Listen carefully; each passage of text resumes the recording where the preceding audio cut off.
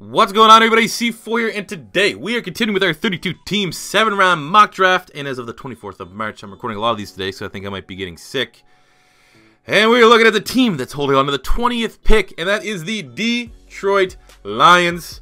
And what I'm doing here with the Detroit Lions is I said in my last mock draft, the Dallas Cowboys, that it was my favorite mock draft, but that's probably because I had so many picks. Like, they had like double the amount of picks of most teams. I think we're going for value at their certain spots and a lot of how these players still available when I was doing my mock draft. The Lions might have the best of the bunch, especially with their second and third round picks. Before we jump in the mock draft, though, we need to look at what they did via free agency to see how that kind of set up our draft boards. And look at the Detroit Lions, fairly active. In terms of keeping their own, they were able to tag Ziggy Ansah, which is pretty good. He's a nice double-digit sack getter when healthy. They're able to retain Nevin Lawson and Tavon. Why can't? Well, there's just stupid names that I always just mispronounce for no apparent reason. Like, I know how to pronounce them, I just look at it, and it's the first thing that comes to mind. Nevin Lawson and Tavon Wilson were able to get re-signed. Both these guys are starters that see a lot of minutes on that defense, especially in the secondary, because that's obviously where they play.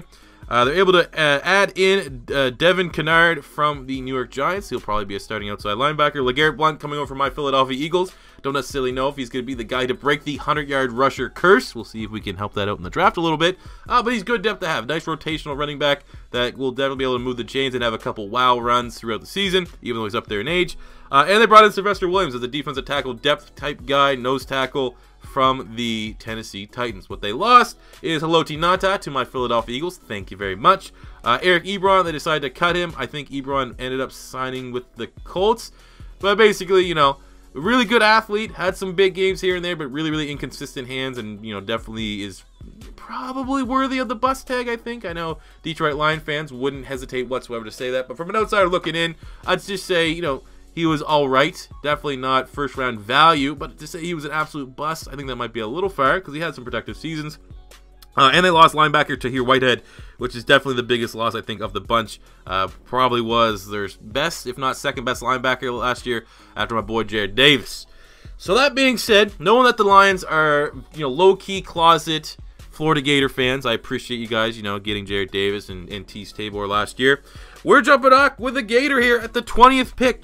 We're selecting defensive tackle Taven Bryan from my Florida Gators.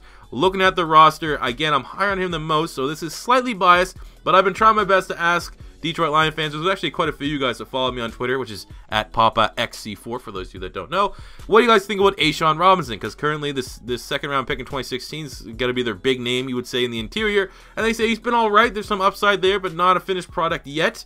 So, knowing that we kind of view Sylvester Williams as depth, because again, another first-round bust has not lived up to his draft billing, I think a guy like Taven Bryan has all the upside in the world to end up and emerge as the defensive tackle one in Matt Patricia's scheme. He brings some flexibility, can play a lot of things, can play whatever gap you want him to play in for Matt Patricia, because they play that flexible 4-3-3-4. He can play on a 3-4 defensive end. He can play 4-3 defensive tackle. Either way, he's an absolute beast, a great athlete, vicious mindset.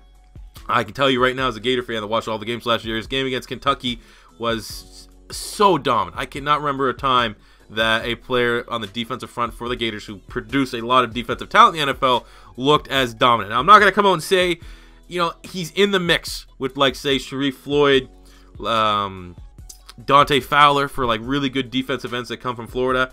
But I think in terms of upside, it's as high as any of those guys. And for the 20 pick, he's very much worth that, especially for what Matt Patricia is going to want for his defense. He can do it all.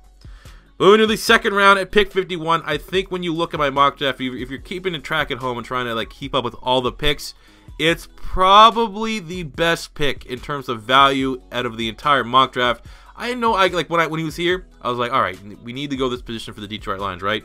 But Darius Geis, pick 51, running back Darius Geis from LSU is who I have them taking. Running back one, the second best running back in this year's draft class. We know the running back position is really undervalued. I have a couple running backs here going in the second round. But again, I'm going to tell you right now, because I know there's probably a bunch of Eagle fans that are just watching these videos waiting for me to get the Eagles. I had Darius Geis up until the last, the cutoff date for me working on my mock draft. Darius Geis was going to the Eagles at 32. I still would not outrule that pick. I ended up going somewhere different. But for Darius Geis, when you look at all the other teams that are picking, it was incredibly difficult not to take Darius Geis with the Colts. But I feel like the Colts have to get better at other positions. There's better value picks if they consider Marlon Mack being that running back. All right. Then you have the Tampa Bay Buccaneers. That was a very, very tough pick for them not to go with a running back. Then you had, that was pretty much it. Then it was just an absolute crap show of other teams having just really, really big needs and going very, very talented players. And then still sitting there at pick 51 was Darius Geist. Now looking back, if I want to nitpick, like I said, if you watch the Bucs, I had the Bucs going Sam Hubbard. I think that they probably would take Darius Geist now that I'm trying to reevaluate it. But outside of that, I mean, the Colts and the Bucs are probably the only two teams, once the second round starts, based off how my first round mock draft went, that unless they trade up, hey, Lions could trade up to get Darius Geist at this spot. There you go. That's the kind of way that I can think about this. Because ultimately, I think if Darius Geist slips in the second round, the Lions will be the team that's calling around to try to trade up. And I know there's no trades in my mock draft. We had an assumed trade with the Buffalo Bills being able to land a quarterback. This could be my second one to make this all work out. Because like I said, the more I review it, the more I dive in, because I was in certain teams trying to fill needs and stuff like that and best player available. Darius Geist, the Lions would trade up to get to him if he's in the second round. That's my bold prediction here in the second round. That's how they got him. So Darius Geist, second round Lions, ignore what pick they picked him in. Because I think if he comes, the Lions are going to be all in on him. Because right now, they need to break the 100-yard running back curse. Sure, you know, LeGarrette Blount's nice. They have one of the better receiving backs in football in Theo Riddick. But Amir Abdullah is not the guy. Zach Zellner doesn't get enough snaps to see if he's the guy. Darius Geist, if he's in the second round, the Lions are going to bite and get up and move him. Obviously, because there's no trades, we're going to assume that they did trade up. They moved to pick. They moved to player store because all the picks are going to remain the same what they currently have. But Darius Geist in the second round, if you're a Lions fan, you know that's a guy that a lot of people see mocked to him in the first round. But I think running back is just not going to be valued this year. We've seen in the last couple of years, man, no one is valuing running backs. That's why the Kareem Hunts, Alvin Kamara, stuff like that are going mid-round. Darius Geist is a better, more, I don't want to say pro-ready, but he's more height prospect than those two guys, so that's why he will go in the second round. But and if it wasn't a Saquon Barkley draft, Darius Geist would be a lock for the first round. But I think, you know, I don't know. This is one of those weird, awkward ones where, you know, we're still sitting there at 51. He was there. In terms of realism, I think he's gone. But the best way to get your head around it, I'm getting around it right now in this mock draft, is the Lions moved up to get him. Then moving to the third round at pick 82, Island's taking tight end Hayden Hearst from South Carolina. Now with no Eric Ebron, they kind of have a hole there at the tight end spot. They brought in Luke Wilson from the Seattle Seahawks. He's probably not the guy, to be honest with you. He's more of a Band-Aid contributor. But I think a guy like Hayden Hearst, who has some of the best hands, some of the best route running in this year's draft class in the third round, is a very, very good pick. Now he's older, which is why I think he'll be here. I think he's like 25, something like that. He went to baseball route and then came back to college. So I think that definitely hurts his draft value a little bit.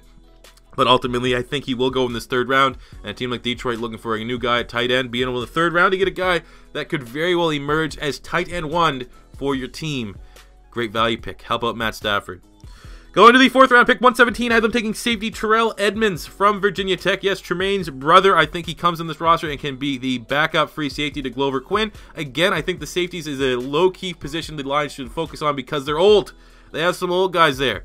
You have Miles Killebrew, who's, you know, could be a guy that can challenge down the road. But outside of that, do they have any other young guys that can potentially take over when and if either Wilson or Quinn, and Wilson just got a new deal, but Quinn in particular becomes a cap casualty, I think that. But a guy like Terrell Edmunds, great athlete, tested very well at the combine. I mean, both those brothers are athletic monsters.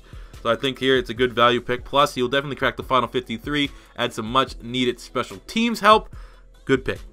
Going to the fifth round, pick 153, they're taking center Will Clapp from LSU. I think he has center one potential. He's been the guy that has blocked for the great Darius Geist, who they already brought in. The great Leonard Fournette brings some versatility, can play guard. But currently right now, Travis Swanson, who was their starting center, is unsigned. And they don't really have a center penciled in at the depth chart. So the fact that we're trying to get them a center, in the fifth round, you get a guy like Will Clapp, who I think could start as a rookie.